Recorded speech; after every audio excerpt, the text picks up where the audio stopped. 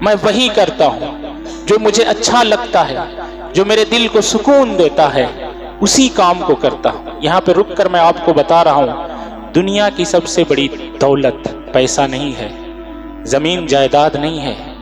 دنیا کی سب سے بڑی دولت وہ ہے کہ کون سا کام آپ کو سکون دے رہا ہے، وہ کون سا کام ہے جو آپ کو مطمئن کر رہا ہے، آپ کو ریلیکس کر رہا ہے۔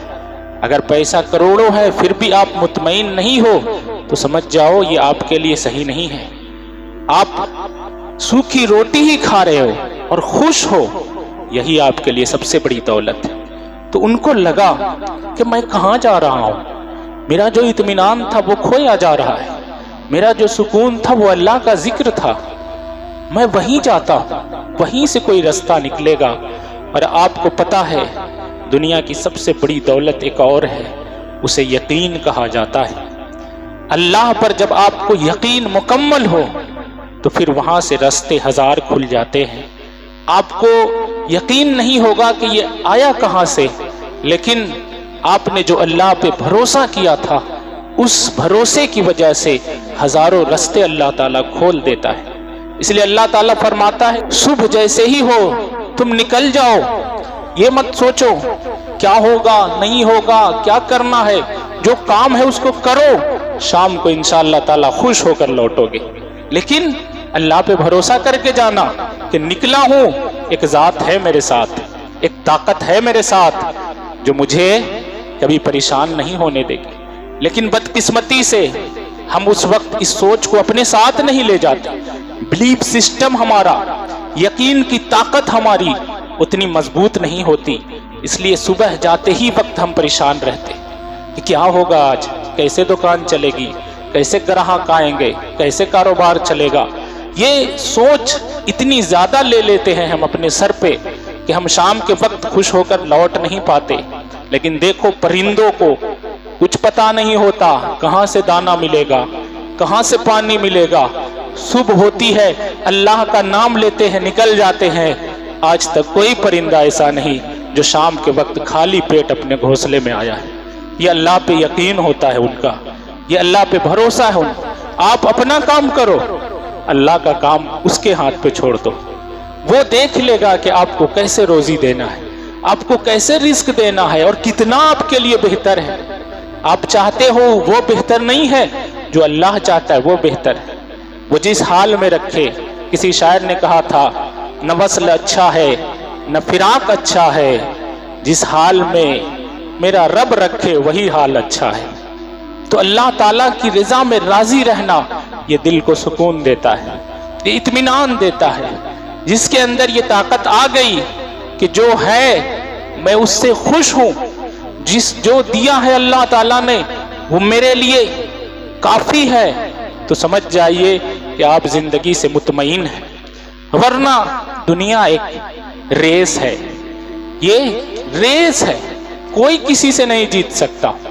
آپ چاہو گے کہ یہاں سے گیا تک جانے میں سب سے آگے موٹر سائیکل سے چلا جاؤں، کبھی نہیں ہو سکتا۔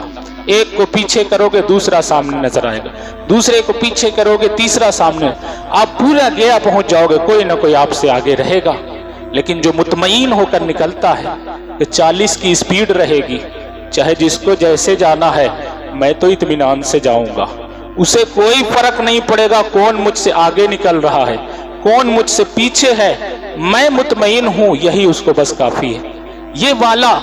یہ والا کانسیپٹ اگر آپ کی زندگی میں آ گیا کہ میں جس حال میں ہوں یہ حال میرے اللہ نے میرے لیے بنایا ہے، اس حال میں خوش ہوں، تو آپ 2 روٹی بھی کھاؤ گے تو سکون کی کھاؤ گے، اطمینان کی کھاؤ گے۔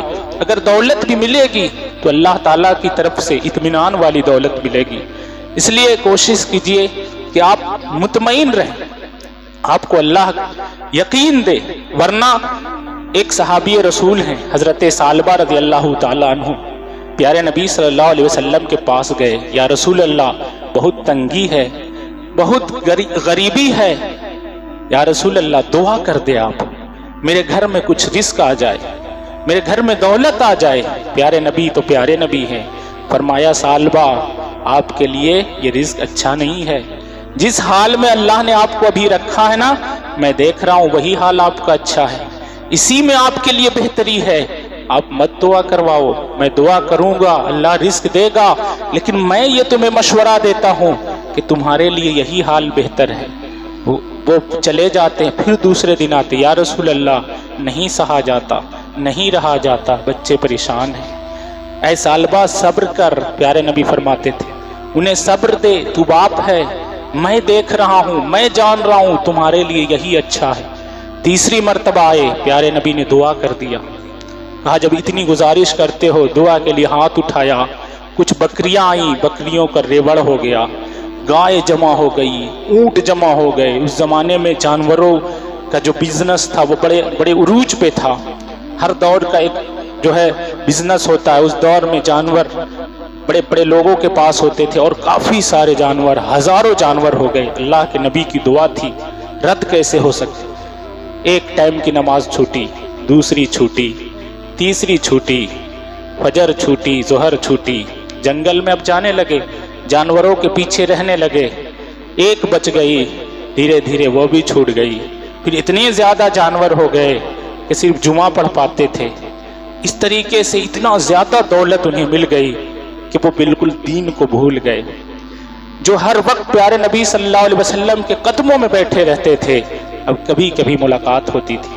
جب کافی زیادہ دولت ہوئی، پیارے نبی نے حضرت ابو ہریرہ رضی اللہ تعالیٰ عنہ کو بھیجا کہ جاؤ اور ان سے کہو کہ زکوٰۃ بنتی ہے، کم سے کم زکوٰۃ تو دے دے. جب وہاں گئے حضرت ابو ہریرہ رضی اللہ تعالیٰ عنہ، جب دولت آتی ہے انسان کا دل ادھر سے ادھر ہونے لگتا ہے.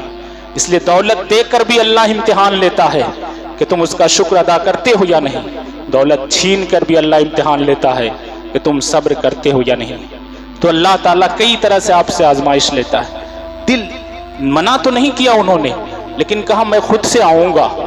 ایک اشارہ دے دیا کہ جو فوراً بولنا چاہیے کہ ہاں یا رسول اللہ آپ نے کہا ہے، آپ نے پیغام بھیجایا ہے، میں دے دوں گا. نہیں کہا، بلکہ سوچا اور پھر کہا میں خود مل لوں گا. جب حضرت ابو ہریرہ نے کہا کہ انہوں نے کہا خود مل لوں گا، پیارے نبی نے ایک گہری سانس لی اور کہا سالبہ میں نے منع کیا تھا کہ تیرے لیے وہی حال اچھا ہے. دوسرے دن انہیں خود احساس ہوتا ہے کہ یہ مجھ سے غلطی ہوئی ہے. یہ سب کچھ دیا ہوا تو پیارے نبی کا ہے، ان کی دعاؤں کا اثر ہے. فوراً دوڑ پڑے. پیارے نبی نے کہا تیری غلطیوں کو معاف کر دیا، لیکن سالبہ یاد رکھ میں بلال کی ایک سوکھی کھجور تو لے سکتا ہوں، لیکن تیری ہزاروں بکریوں کی زکوٰۃ میں نہیں لے سکتا ہوں. میرے دل کو تو نے توڑا ہے. وہ قدموں میں گڑ گڑاتے رہے. دوسرے سال آئے، تیسرے سال آئے. پیارے نبی نے کہا تیری غلطیوں کو تو میں نے معاف کر دیا، لیکن تیرے پیسے کا میں محتاج نہیں ہوں. حضرت ابو بکر کا زمانہ آیا، وہ دوڑ کر آئے. ابو بکر رسول اللہ ناراض تھے، نہیں لیے، آپ تو لے لو. حضرت ابو بکر نے فرمایا کہ جس کی زکوٰۃ میرے آقا نے نہیں لی ہو، غلام کیسے لے سکتا ہے. حضرت عمر نے نہیں لی. حضرت عثمان کے زمانے میں وہ وصال فرما گئے. تو یہ ایک مثال ہے کہ جو اللہ تعالیٰ جو جس حالت میں آپ کو رکھے اس میں آپ خوش رہو. ہو سکتا ہے کہ اس سے اگر آپ زبردستی کرو گے تو آپ پریشان ہو جاؤ گے. بہرحال آخری بات اس واقعے کی میں آپ کو بتاتا ہوں. وہ اللہ کے نیک بندے آخری دن میں کیا کرتے ہیں، لگ جاتے ہیں اللہ کے ذکر میں. اب اسی مالک سے کچھ مانگنا ہے. دنیا داروں نے تو ٹھکرا دیا، مانگتے رہے، گھر پلٹ کر آئے. گھر جانے کی ہمت نہیں ہے، کیسے جائے. جھولے میں کچھ مٹی کو بھر لیتے ہیں تاکہ بچے دیکھیں گے تو یہ کہیں گے کہ بابا کچھ لے کر آ رہا ہے، کھانے کے لیے کچھ جمع کر کے آ رہا ہے. لیکن گھر گئے تو کیا دیکھتے ہیں کہ وہاں پہلے سے خوشبودار چیزیں مہک رہی ہیں، اچھے اچھے کھانے بنے ہوئے ہیں، اچھی اچھی چیزیں بنی ہوئی ہیں. بیوی مسکرا رہی ہے، اچھا لباس پہنے ہوئی ہے. ان کی آنکھوں میں آنسو ہے، یا اللہ یہ کیا ہوا میرے گھر میں نے تو کہیں مزدوری نہیں کی. لیکن انہیں پتا نہیں تھا کہ انہوں نے مزدوری کی ہے اور اس مالک کے یہاں کی ہے جو سارے مالکوں کا مالک ہے. آپ بھی یہاں مزدوری کرنے آئے، اس لیے پوری مزدوری کیجئے گا. بہت سے لوگ فٹافٹ فرض پڑے، سنت چھوڑ کر چلے گئے. نہیں، جب آپ آئے ہو تو پورا لے کر جاؤ. ہو سکتا ہے زندگی کہاں ختم ہو جائے، جتنا موقع ہے اتنا تو جمع کرو. میں آپ کو زور نہیں دے رہا نفل پڑھنے کے لیے، حالانکہ پڑھنا چاہیے، لیکن سنت تو کم سے کم پڑھ کے جائیے. وہ سنت مؤکدہ ہے. اس کو چھوڑیں گے آپ گنہگار ہوں گے، اس لیے مزدوری کر رہے ہیں۔ تو اس بیوی نے کہا تھا کہ آپ کا جو مالک ہے نا بڑا رحم دل ہے، اور ایسا مالک ہے کہ اتنا دیا ہے کہ ہماری 7 نسلیں بھی کھا لیں گی لیکن یہ کھانا ختم نہیں ہوگا۔ رب کے شکر کا سجدہ ادا کرتے ہیں، وہ شکرانہ ادا کرتے ہیں۔ بیوی کہتی ہے کہ دیکھیے انہوں نے اس مالک نے ایک پیغام بھی بھیجا ہے کہ اپنے شوہر سے کہہ دینا کہ وہ مزدوری میں کمی نہ کرے، اس کا رب اسے عطا کرنے میں کمی نہ کرے، اپنے ایمان کو مضبوط کرے، اپنے یقین کو مضبوط کرے۔ آخری جملہ، ابھی میں ایک انٹرویو دیکھ رہا تھا، ایک چھوٹا سا بچہ عربی میں فلسطین کا کیا ایمان ہے ان کا، کیا یقین ہے ان کا۔ انٹرویو لینے والا اینکر پوچھتا ہے کہ تم بڑے ہو کر کیا بنو گے؟ تو بچہ کیا جواب دیتا ہے پتہ آپ کو؟ وہ کہتا ہے صاحب ہم فلسطین والے ہیں، ہم بڑے نہیں ہوتے، ہم شہید ہو جاتے۔ یہ ایمان، یہ جذبہ اپنے اندر لانے کی ضرورت ہے۔ استغفر اللہ رب من کل ذنب واتوب الیہ۔ السلام علیکم ورحمۃ اللہ وبرکاتہ۔